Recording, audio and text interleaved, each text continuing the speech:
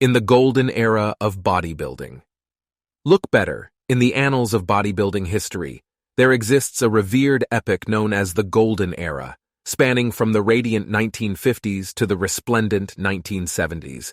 It was an era that bore witness to the creation of awe-inspiring physiques, the likes of which continue to captivate the imagination and command adulation even to this day. During these hallowed years, bodybuilders fashioned themselves with colossal muscles, svelte waists, and an immaculate symmetry that bordered on divine. A striking contrast emerges when we gaze upon some contemporary bodybuilders who, regrettably, resemble expectant mothers of twins nearing their delivery. Universally acknowledged is the timeless allure possessed by the physiques of the Golden Era, forever etched in the collective consciousness of the bodybuilding realm. Amidst the Golden Era's radiant tapestry, bodybuilders would merrily consume desiccated liver tablets as if they were sweet confections, while their thirst was quenched by copious quarts of milk on the sun-kissed shores of Muscle Beach. Simultaneously engrossed in the exhilarating rhythm of pumping iron and basking in the golden rays of opportunity, they embodied a life teeming with boundless vitality and aspirations. The enigma surrounding the superior aesthetics of Golden Era bodybuilders persists, despite the purported advancement in nutritional knowledge, supplements, and workout regimens. A striking divergence emerges when comparing the modern-day behemoths with their Golden Era counterparts. The contemporary bodybuilders, while undeniably larger in size, exude an unsettling, bloated, and unhealthy appearance, a stark departure from the graceful physiques of yore. One prevailing theory attributes this disparity to the usage of different steroids and varying dosages. During the Golden Era, bodybuilders embraced compounds like dianabol, decadurabolin, and primobolin, which facilitated substantial muscle gains without excessive androgenic effects. As a result, they could maintain a relatively natural look, their muscles exhibiting a smooth allure, while their coveted locks remained intact. In the realm of supplements, a shift has occurred. The modern era witnesses the prevalent use of compounds such as trenbolone, anadrol, and human growth hormone, HGH, often in conjunction with the older generation of steroids. These contemporary androgenic steroids, like trenbolone, possess a propensity for accelerating hair loss on the scalp, contributing to the lamentable prevalence of baldness among today's bodybuilders. Moreover, the muscular development in their traps and deltoids has become more pronounced, engendering a sense of otherworldly peculiarity. These muscle groups harbor a higher concentration of androgen receptors, rendering them more receptive to hypertrophy induced by androgenic steroids. The introduction of HGH and insulin into cycles during the 1980s ushered in a new era, marked by the rise of mass monsters like Dorian Yates and Ronnie Coleman. However, the pursuit of additional mass through HGH and insulin came at a cost to aesthetics. The subsequent enlargement of intestines and the accumulation of visceral fat resulted in distended stomachs, infamously dubbed HGH guts. In stark contrast, the distinguished figures of yesteryear, exemplified by luminaries like Frank Zane, showcased their diminutive midsections with pride, employing stomach vacuums to accentuate their taut waistlines during posing routines. The winds of change have swept through the realm of bodybuilding, leaving an indelible mark on the aesthetics of the sport. The allure of the Golden Era persists as a reminder of the harmony between muscular development, proportion, and overall health. Today's IFBB bodybuilders would undoubtedly feel a pang of embarrassment when juxtaposed against the likes of Frank Zane, whose immaculate midsection stood as a testament to the pursuit of timeless beauty in the realm of physique artistry. In the realm of dosages, the Golden Era bodybuilders adhered to a markedly different approach, favoring significantly lower doses of steroids.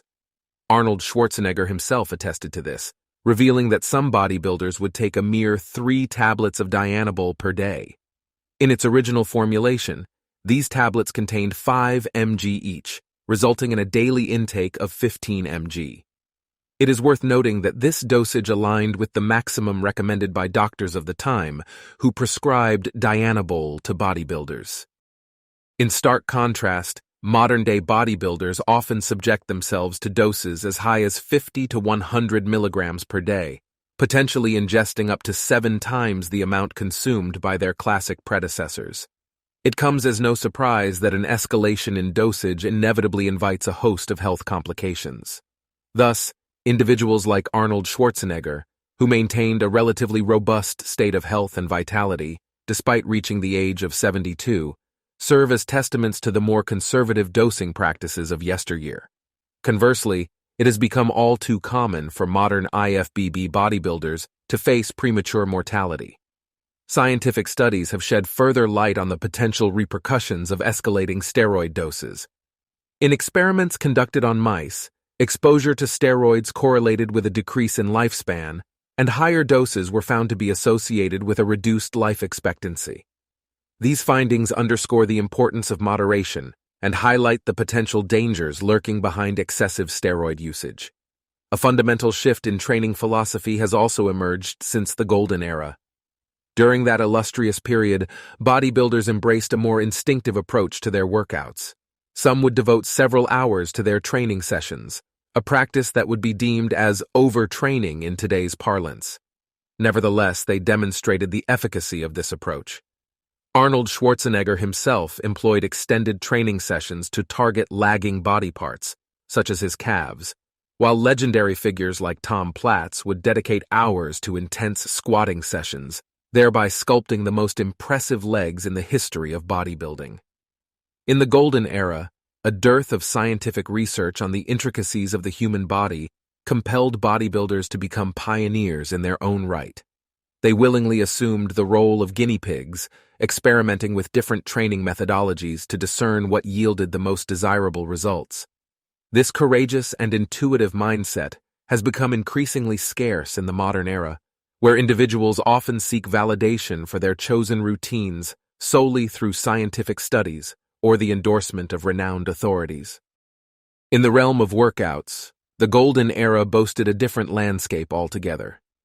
The gyms of yore were characterized by their modest dimensions, boasting an abundance of dumbbells and barbells, while machines were relatively scarce. Unbeknownst to them, this circumstance worked in their favor, compelling them to rely predominantly on free weight movements. History has shown that such exercises, compared to their machine-assisted counterparts, are more adept at fostering strength and mass development. The Golden Era bodybuilders were ardent proponents of compound exercises, valuing their transformative power. Regular routines encompassed revered movements like deadlifts, bench presses, barbell rows, squats, and overhead presses. These fundamental exercises formed the bedrock of their training regimens, fostering comprehensive muscular development. Isolation exercises played a supplementary role, enhancing specific muscle groups and refining sculpted physiques. In terms of rep ranges, their practices mirrored those of today's professionals. However, the intensity at which they trained was believed to be significantly higher. Arnold Schwarzenegger himself once admitted in the documentary Pumping Iron that he had pushed himself to the point of sickness, a testament to the immense dedication and exertion that characterized their workouts. Let us delve into the realm of legends and myths from the Golden Age. Sergio Oliva, known as the Myth, exhibited some of the most extraordinary arms ever witnessed in bodybuilding. He stands as the sole individual to have defeated Arnold Schwarzenegger in the Mr. Olympia competition. Francis Benfato, an icon of aesthetic perfection, graced the bodybuilding stage a little later in the 1980s.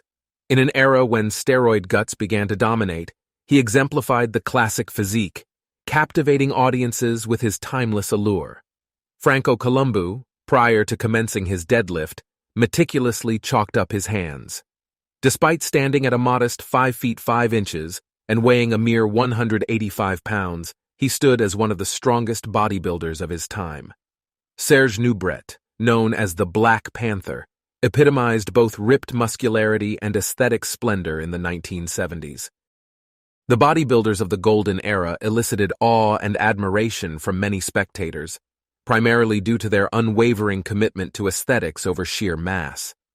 In contemporary times, higher dosages of anabolic steroids, along with the inclusion of more potent substances, have become the norm. Consequently, modern bodybuilders possess a larger, albeit more synthetic appearance, one that resonates with the preferences of today's judges. However, this shift has not come without its consequences. Excessive non-therapeutic dosages often lead to amplified side effects, resulting in a plethora of health complications and untimely deaths among modern-day bodybuilders.